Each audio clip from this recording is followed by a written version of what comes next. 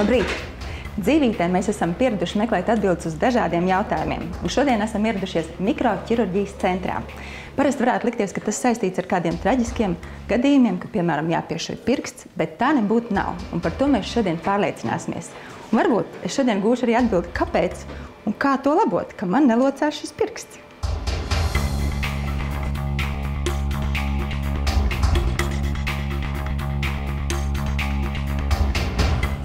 Labdien! Lūdzu!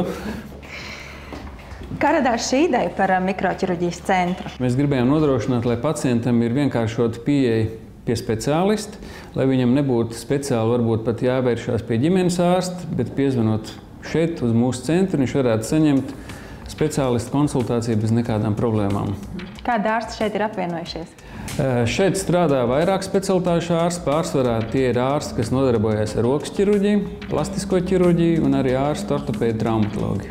Parasti mums ir pieredze domāt, ka mikroķirurģija tas parasti ir kaut kas akūts un kaut kas traumatisks, bet es saprotu, ka šeit tas tā nav tikai.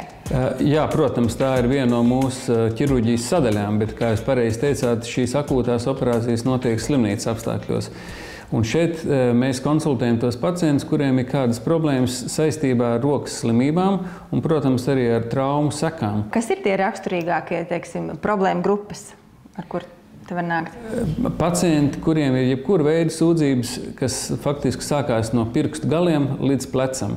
Faktiski mēs esam gribējuši šo centru uztaisīt, kā tagad arī mēdz teikt, kā vienas pieturvietas aģentūra, kurā pacients faktiski atnākot pie mums, saņem konsultāciju. Arī nepieciešamības gadījumā mums ir pilnīgi viss nodrošinājums, lai mēs viņam varētu arī veikt arī tajā pašā brīdī kādu nepieciešamo injekciju vai arī kādu citu mazāku manipulāciju. Naktī tirpšana, piemēram, tas arī ir saistīts ar mikroķirurģisku iejaukšanās iespēju? Jā, protams, tā ir viena no biežākām saslimšanām, kas saistās tieši ar perifēro nervu nospiedumiem. Parasti tas ir tā saucamais karpālā kanāla sindroms, kur patiesībā veicot nemaz ne tik lielu apjomu operāciju, pacients ātri atgūst visu šīs savas darba spējas, viņam izzūd visu šīs nepatīkamās sajūtas, kas saistās ar nakts sāpēm, tirpšanu un citām lietām. Kādas jautājumas vēl jūs risināt bez roku un plaukstu mikroķirurģijas? Jā, mūsu centrā faktiski mēs risinām pilnīgi visas problēmas, kas ir saistīts ar plastisko un rekonstruktīvo ķirurģiju. Tā ir, kā mēs jau visu laiku runājam, tā ir rokas ķirurģija. Otra sadaļa ir estētiskā ķirurģija, kā tautā saka, skaistuma ķirurģija, un arī visas, protams, lielās operācijas, kas ir rekonstruktīvās operācijas, ko es varētu minēt, kā piemēram, kur ir nervu bojājumi plecu līmenī, sievietēm, kuras ir zaudējuši krūts iedzeri pēc onkoloģiskām operācijām. Mēs visu šīs operācijas mūsu centrā veicam. Paldies jums par sarunu. Es dodos tālāk ieskatīties centra darbībā. Varbūt jūs varat pastāstīt, ar kādu problēmu jūs atnācāt šeit? Man ir divas problēmas. Pleca trauma un pirksts bija salauzts rokas šeit un laikam nepareizi ir saudzis kaut kas. Cik senas ir tās traumas? No marta mēneša. Jums pastāvīgi sāp? Jā, nevar roku pacelt nemaz augšā. Man ir ļauts ieskatīties arī pārsienamajā istabā. Atvainojos? Šeit mums ir vakardien operēts pacients ar dipitrēnu slimību, kas ir plauksts, aponeiroz mezgla sabiezējums. Raksturīgi ir vīriešiem šī kunga vecumā, fizikas darba strādniekiem. Ko tas īsti nozīmē? Tas nozīmē to, ka veidojās mezgli, no sākuma plauksts ādā, un tie mezgli izplatoties uz priekšu, viņi savelka pirkstus dūrē un neļauj iztaisnot. Un tas, protams, ir funkcionāli traucējoši cilvēkiem.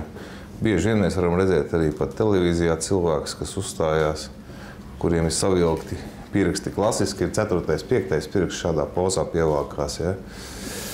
Tā kā laicīgi ārstējot ir labs rezultāts. Ielaistos gadījumos, kad pirksti ir pievilkti klāt, tad, diemžēl, ķirurģiski tā palīdzēšana nav ar tik labu результату функционала. Как вы чувствуете себя сегодня? Отлично. Сегодня отлично чувствую. Как вы чувствовали проблему в этом? Ну, если, скажем, нести что-нибудь там или лопату в руки взять, и пальцы сгибаются сюда, и вот эти тут такие узлы были. Они болели тоже вам? Больно было? Когда поработаешь, они болят. Болят. Когда-то спишь, вот так под голову руку подложишь, а потом просыпаешься от того, что болит. Gadi šeit nav būtiski. Var gadīties tā, ka cilvēkam sākās ļoti strauji progresē, un viņam, teiksim, dažu mēnešu vai gadu laikā pirksti tiek pievilkti. Ja? Tā ir tā strauji progresējošā slimības forma. Ja? Bet, teiksim, tādiem cilvēkiem gados viņi dzīvo, tā arī ir 5, var pat 10 gadi. Un tās indikācijas ķirurģiskajai ārstēšanai arī parādās principā tikai tajā brīdī, kad pirksts tiek pievilkts. Ja ir šeit mēzgli, viņi var būt tīri kosmētiski. Ja? Traucējuši varbūt satvert kaut ko, bet funkcionāli plauksti var strādāt. Ja sāk pirksti pievilkties un savilkties, tad tās ir medicīniskas indikācijas ķirurģiskajai ārstēšanai. Tagad turpināsim sarunu tieši par rokas un plaukstu locītavām.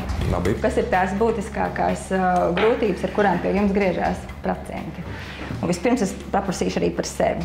Man šis pirksts nelokās tā, kā gribētos, kā otrs. Es nevaru nostupēt mašīnu. Viena roka rāda šā un otra rāda šā. Un sen jau? Jā, kopš lūzuma. Man te bijis lūzums kādreiz sen atpakaļ. Sāpēt man nesāp, tikai viņš nekustās. Jums ir pārplīsusi cīpsla, kas ceļ īkšķa galu. Tad īkšķa garā atliecēja cīpsla. Īkšķa garā atliecēja cīpsla, viņai ļoti īpatnēji anatomiski novietota, un šeit viņa met pāri tādu cilpu pār pārējām cīpslām. Tad viņas atrašanās vieta ir tik īpatnēji, ka šeit atrodas apakšā kaula tāds izaugums. Un, ja gadījumā lūzuma brīdī tas izaugums ir caur viņu gājis lūzums, un tur paliek kaut kāda asa kantīte, tad jūs vienkārši ar laiku kustinot cīpslai uztaisat nodilumu un viņu pārplīst. Kas ir vēl tās raksturīgākās citas problēmas, ar kurām cilvēki nāk pie jums? Tās visas problēmas dalās divās daļās. Ir traumas akūtās, ir arī slēgtie lūzumi, kas ir, teiksim, spieķkaula distālā gala šķembaina artikulāra lūzumi, kur mēs vienīgie Latvijā pielietojam artroskopiski asistētu ķirurģiju. Un tad otra daļa ir pacienti, kas ir ar saslimšanām vai traumu sekām. Tās arī tā kā traumu sekas vairāk dažādas pirkstu locītavu deformācijas atkarībā no tā, kādā līmenī un kādas cīpslu struktūras ir bojātas. Ja? Tad ir pacienti ar reumatoīdo poliartrītu. Dažāda veida, tautas valodā sauktie bumbuļi uz rokām. Viņi var būt plaukstas locītavas iekšpusē, viņi var būt pirkstu locītavās. Nereti viņi tādi, kas parādās un pēc kāda laika paši var pazust. Ja?